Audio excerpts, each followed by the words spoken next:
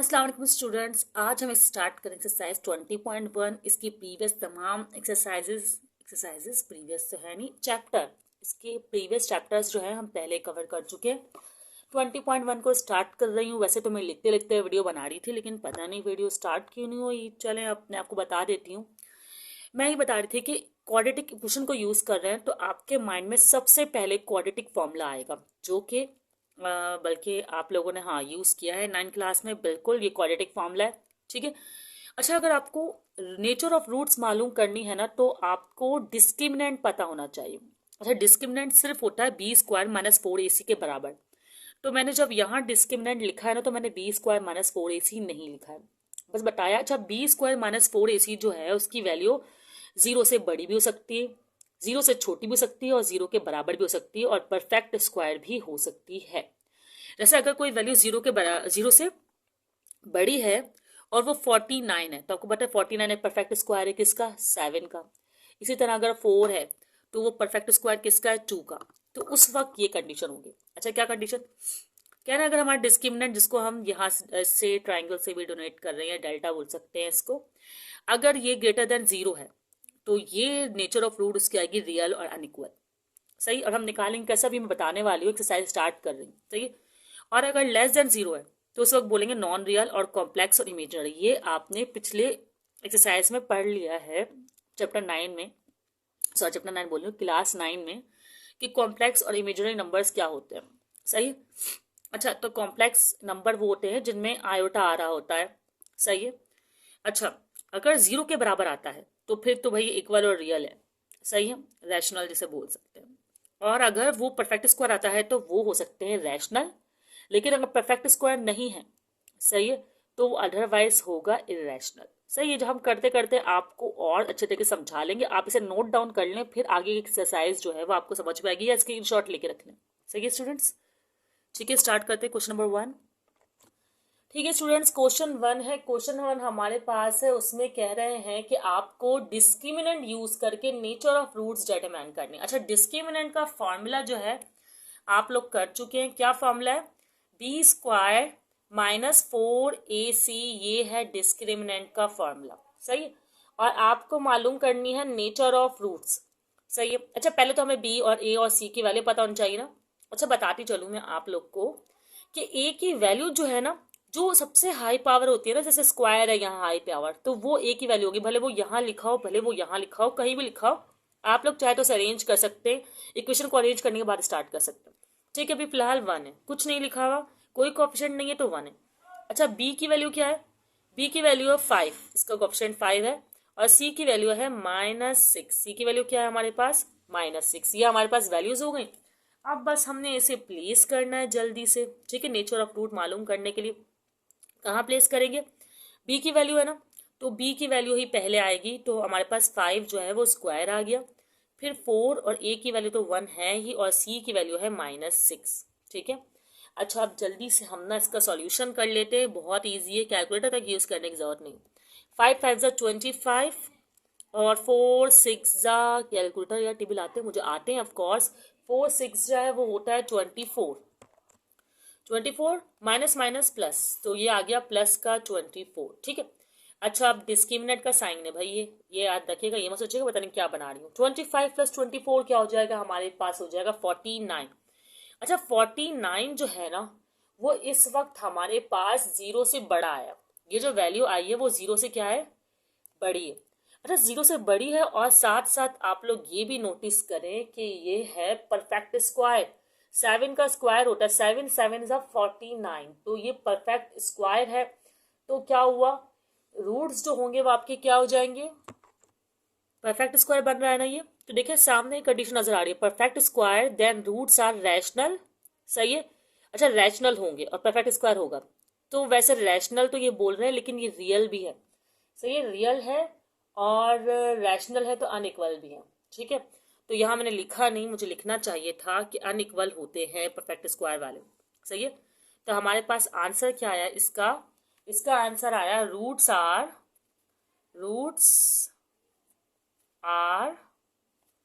क्या है भाई? रियल। रियल तो है ना, परफेक्ट स्क्वायर है। रियल के साथ साथ रैशनल है, स्क्वायर, परफेक्ट स्क्वायर, उसके अलावा अनइक्वल एंड अनइक्वल। सही है। इक्वल रूट तो भाई D is equal to zero में ही आएगा। इक्वल रूट क्या आएगा, जब जीरो आएगा ना तब आपका इक्वल रूट होता है, अदरवाइज सब जगह अनइक्वल ही होता है। तो ये आपने एक पार्ट जो है सॉल्व कर लिया। अब सेकंड पार्ट करके देखते हैं हम इसका। चलिए स्टूडेंट सेकंड पार्ट करते हैं। सेकंड पार्ट क्या है भाई, x square is equal to 6x। आपको लग रहा है भाई ये तो क्वाड्रेटिक इक्वेशन है ही नहीं, है ना, इसे अरेंज कर लेते हैं हम। अरेंजमेंट इस तरह होगी कि इसे एक ही साइड आपको लिखना होगा। ये प्लस का 6x से यहाँ आ जाएगा। फिर आप लोग बोलेंगे भाई जो सिंगल वैल्यू होती है जिसमें वेरिएबल नहीं होता है वो नहीं है। कोई बात नहीं है, नहीं है तो नहीं है, तो हम सी की वैल्यू 0 ले लेंगे, कोई मसला ही नहीं है। कभी कभार हमारे पास वो वैल्यू होगी, एक्स नहीं होगा, जो नहीं होगा उसे हम 0 ले लेंगे। बस स्क्वायर वाली वैल्यू 0 नहीं आ सकती, क्योंकि क्वाड्रेटिक का रूल है कि जो आपका ए है ना, इसे ए बोलते हैं एक्चुअली, इसे बी बोलते हैं, उसे सी बोलते हैं। ए 0 के बराबर नहीं आ सकता। सही है। अब हम स्टार्ट करते हैं। पहले मैं ए की वैल्यू लिखती हूँ। ए की वैल्यू यहाँ पर है 1 और बी की वैल्यू -6 और सी की वैल्यू तो हमारे पास है नहीं ना, तो हम 0 लेंगे। क्या ले लेंगे, 0। और हमारे पास जो फॉर्मूला है डिस्क्रिमिनेंट का वो है बी स्क्वायर -4ac। अब सॉरी स्मॉल ए सी है, आप स्मॉल ही बनाइएगा। इस पर भी बहुत ज़्यादा ना ध्यान देते हैं मैथ्स के टीचर। थोड़े से मैथ्स वाले तो आपको बताए थोड़ा सा दिमाग उनका ऐसा होता है। हम तो मल्टीपल टीचर्स हैं तो हमारा दिमाग इतना ख़राब नहीं होता। अच्छा बी स्क्वायर, वो भी मैथ्स आपको पता है कि काफ़ी कंफ्यूजिंग सब्जेक्ट होता है, काफ़ी बल्कि इंटरेस्टिंग कहूँगी मैं तो, बहुत इंटरेस्टिंग सब्जेक्ट होता है। बी स्क्वायर -6 का स्क्वायर, अच्छा, और -4ac 1 और c 0। ठीक है, तो ये वाली वैल्यू तो पूरी हो जाएगी 0। सही है, इसको तो हम 0 लिखेंगे ही नहीं, लिखना ही नहीं है भाई, 0 को नहीं लिखना। 6 6 36 और माइनस की जो वैल्यू वही प्लस बन जाएगी। इवन जो है पावर है, आपको पता है इवन पावर हो तो प्लस हो जाती है। अच्छा ये भी परफेक्ट स्क्वायर, जैसे ये था परफेक्ट स्क्वायर, जब ये परफेक्ट स्क्वायर था तो आपको पता है रियल अनइक्वल तो है ही और रैशनल। परफेक्ट स्क्वायर कोई चीज़ बन रही हो, वैसे 0 से बड़ा है और परफेक्ट स्क्वायर है, यहाँ मैं मेंशन कर देती हूँ कि परफेक्ट स्क्वायर होने की वजह से ही मैं लिख रही हूँ इसकी वैल्यू क्या, रूट्स आर, ये यूं बोल सकते हैं, hence roots are real unequal rational, ऐसे, या पहले रैशनल ही बोल सकते हैं, इससे कोई फर्क नहीं पड़ता, एंड रैशनल। सही है, ये हो गया हमारे यहाँ पर 2 पार्ट। नेक्स्ट पार्ट करते हैं।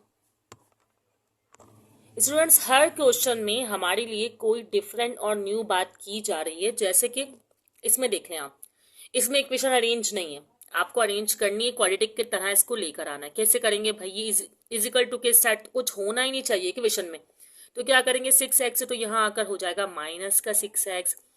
और अच्छा बीच में क्यों लाई, आपको पता ना स्क्वायर हाई पावर फिर उससे कम पावर ऑर्डर में लिखते हैं ना आप, इसलिए।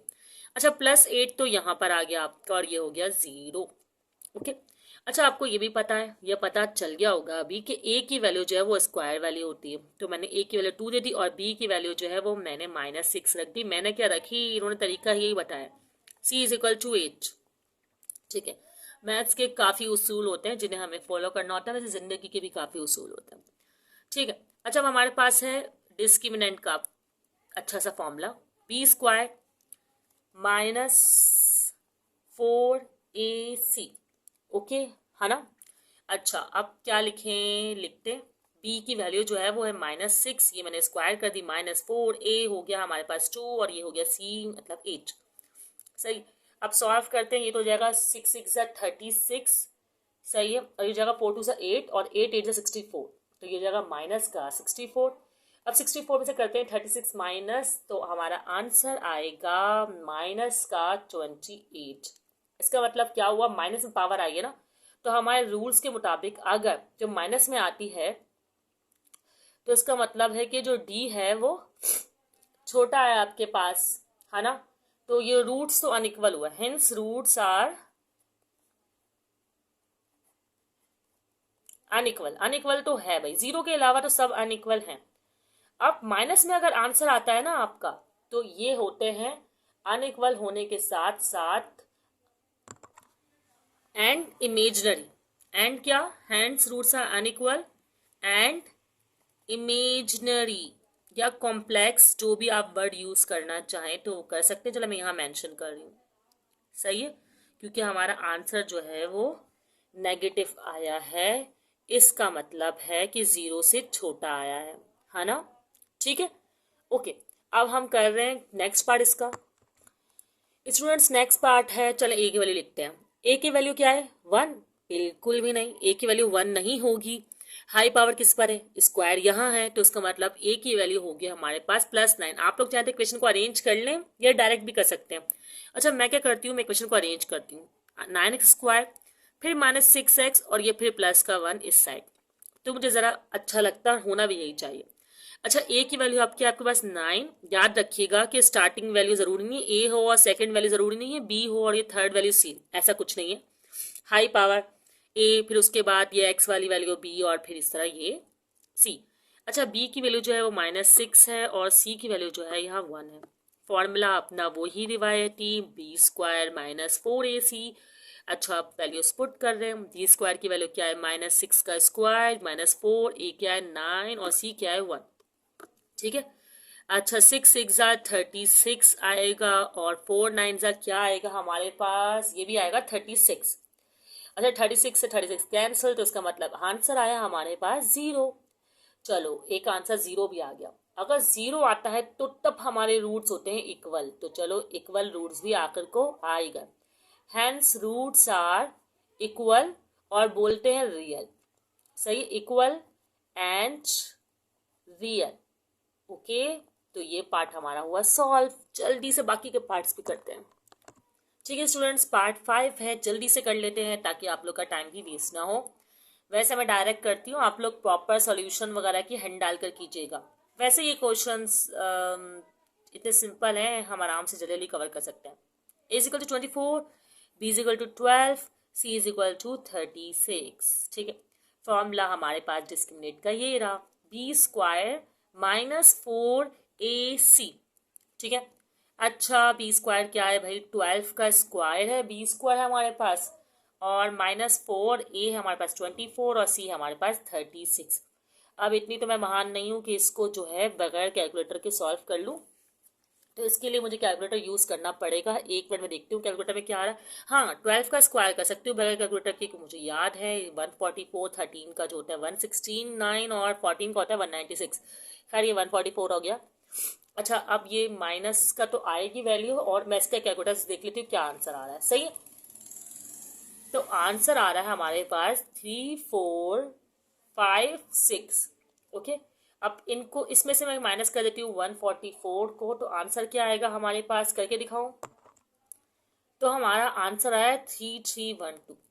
अच्छा, वैसे एक बात बताऊं मैं, इनमें ना मैंने ध्यान नहीं दिया कि इसमें निकल रहा था कॉमन। अगर हमारा कॉमन निकल रहा हो ना, तो हम पहले कॉमन निकाल लेंगे तो हमारी इक्वेशन हो जाएगी सिंपल। अच्छा, यहाँ तो मैंने नहीं करवाया इस सवाल में, लेकिन अगले सवाल में अगर ऐसा हो रहा होगा मैं आपको करवा दूंगी। सही, अभी तो हमने कर लिया, आंसर भी आ जाए, ऐसा जरूरी नहीं है कि उससे हमारा आंसर ये गलत आया है, सही आया है हमारा आंसर। ये जो है हमारी डी की वैल्यू 0 से छोटी आई है, तो इसका मतलब ये इमेजनरी है और अनइक्वल है, तो मैं लिख देती हूँ रूट्स आर कॉम्प्लेक्स, बल्कि कॉम्प्लेक्स कर देती हूँ, हैंस रूट्स आर कॉम्प्लेक्स। ठीक है, एंड अनइक्वल। अच्छा, अगली बार मैं ना कॉमन लेकर भी सॉल्व कर लूंगी। मैंने अभी ध्यान दिया कि मुझे ध्यान नहीं गया कि कॉमन निकल रहा है। कॉमन निकल रहा हो तो हम कॉमन लेते हैं, तो हमारे क्वेश्चन का ज़्यादा सिंपल जाता है। चलो, आप क्वेश्चन नंबर पार्ट नंबर 6 करते हैं। ठीक है स्टूडेंट्स, अब हमारे पास है पार्ट नंबर 6। सबसे पहले अरेंजमेंट, आप जानते हैं स्क्वायर है ना, इस साइड लेके जाएंगे, नहीं बल्कि इसको यहीं रखें, इसको यहाँ ले जाएं, ये माइनस का हो जाएगा। जो होता है ना स्टार्टिंग वैल्यू, इसको पॉजिटिव रखें तो ज़्यादा बेहतर है, बल्कि पॉजिटिव ही रखें। x² है, ये प्लस का x वहाँ जाके माइनस का x हो गया, और ये +1। अच्छा, मैं 0 यहाँ मेंशन करूँ, यहाँ मेंशन करूँ, उससे कोई फर्क नहीं पड़ता। अब a की वैल्यू है हमारे पास 1, b की वैल्यू है हमारे पास -1, और c की वैल्यू है 1। ठीक है, इसे तरह 1 -1 और 1 सब 1 1 है। ठीक है, अब क्या करेंगे डिस्क्रिमिनेट, तो क्या होगा b² -4ac। अच्छा, b² हमारे पास क्या है? -4ac। a की वैल्यू भी 1 है, और यहाँ पर c की वैल्यू भी इत्तेफाक से 1 है। इत्तेफाक क्या? 1 ही है। ठीक है, अच्छा, अब हम करेंगे तो 1 का स्क्वायर 1 होगा, तो यहाँ -4 ही आ रहा है, तो हमारे पास वैल्यू आएगी -3। इसका मतलब ये फिर 0 से छोटी वैल्यू है, तो इसका मतलब ये हुआ कॉम्प्लेक्स या इमेजनरी। सही है, तो मैं बोल दूंगी हेंस रूट्स आर कॉम्प्लेक्स या इमेजनरी। अच्छा, मैं अनइक्वल नहीं बोल रही, मैंने पिछली वीडियो में अनइक्वल बोल दिया है, होते अनइक्वल ही हैं, लेकिन ना ये हमारी बुक में नहीं मेंशन किया हुआ, शायद मैट्रिक के लेवल के लिहाज से, क्योंकि इंटर के लेवल में होता है, तो आप लोग चाहें तो मेंशन कर दीजिएगा, नहीं चाहे तो नहीं कीजिएगा। सही है, तो roots are complex and imaginary, and नहीं इमेजनरी एक ही चीज होती है। सही है, तो ये हमारा पार्ट 4 हो गया। सही है, सॉरी पार्ट 4 नहीं, पार्ट 6। अब हम करते हैं पार्ट 7 और पार्ट 8 जल्दी से। ठीक है स्टूडेंट्स, वैल्यू फिर से अरेंज करनी पड़ेगी। 2x स्क्वायर है, ये प्लस का है जाके माइनस का हो जाएगा, और ये प्लस का 6 ऐसे ही रहेगा। ठीक है, a की वैल्यू जो है वो बनेगी 3, b की वैल्यू आएगी हमारे पास -5, और c की वैल्यू आएगी 6। इजी थे तो मैंने सोचा सारे ही करवा दूँ। वैसे मुश्किल भी करवाती हूँ, ऐसी बात नहीं कि मुश्किल होते हैं तो नहीं करवाती। B square -4ac। सही है। अच्छा, बी स्क्वायर की वैल्यू, बी की वैल्यू क्या है -5 और स्क्वायर, और -4, और ए क्या है हमारे पास 3, और सी क्या है हमारे पास 6। ओके 6 है। ठीक है, स्टार प्लस तो नहीं चल रहा था ये, खैर मैंने रिपीट कर दिया, 6 है। ओके, अच्छा, -25 हो जाएगा, पावर के माइनस कैंसिल हो जाएगा, पावर इवन है, और 4 3 हमारे पास होगा 12, और 12 6 होगा हमारे पास 72, तो ये आ गया 72। अब हम इसमें से कर देंगे इसको माइनस, ये तो पता है कि माइनस में ही वैल्यू आएगी, और आ रही है 47। फिर हमारा डी जो है वो 0 से छोटा आया है, तो इसका मतलब ये कॉम्प्लेक्स और इमेजिनरी है। सबको इमेजिनेशन में रहने को कह रहे हैं, ये अच्छी बात नहीं है, रियल दुनिया में रहनी चाहिए। वैसे मजाक कर रही हूँ मैं कि -47 आपका रूट्स आ गए। रूट्स, ये कैसे लिखा मैंने, क्या कर दिया, खैर मिटाती हूँ।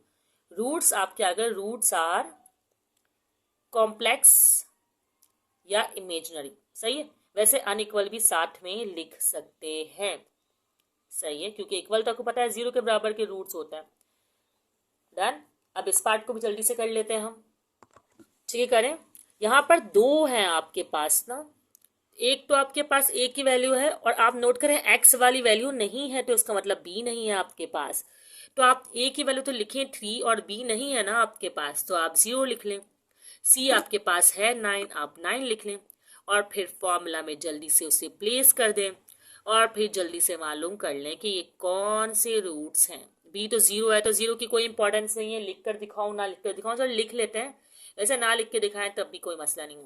a की वैल्यू तो 3 है, और c की वैल्यू 9 है, ये 0 गायब भाई, अब इसकी कोई इंपॉर्टेंस नहीं है, माइनस अपनी जगह पे रहेगा। 4 3 तो होता है 12, और 12 9 हमारे पास आएगा, देख के बताती हूँ, 108 आएगा।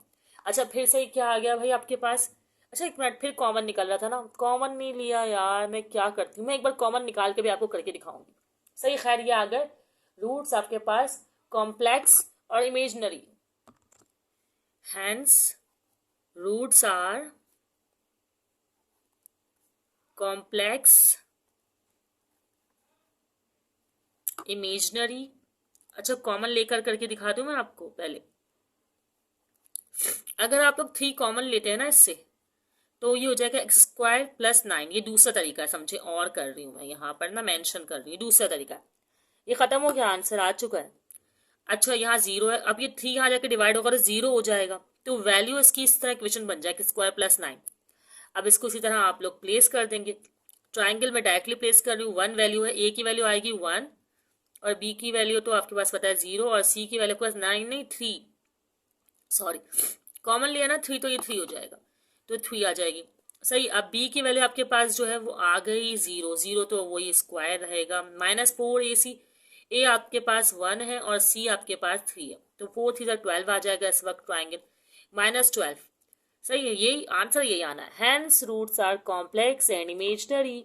सही है स्टूडेंट्स, यहाँ पर हमारा क्वेश्चन नंबर 1 मुकम्मल हो गया। नेक्स्ट वीडियो में हम बाकी के पार्ट्स को डिस्कस करेंगे। इसकी अच्छे से प्रैक्टिस कर लीजिएगा, अपना ख्याल रखिएगा, चैनल को सब्सक्राइब करिएगा, और वीडियो को लाइक भी कीजिएगा। ठीक है स्टूडेंट्स, अल्लाह हाफिज़।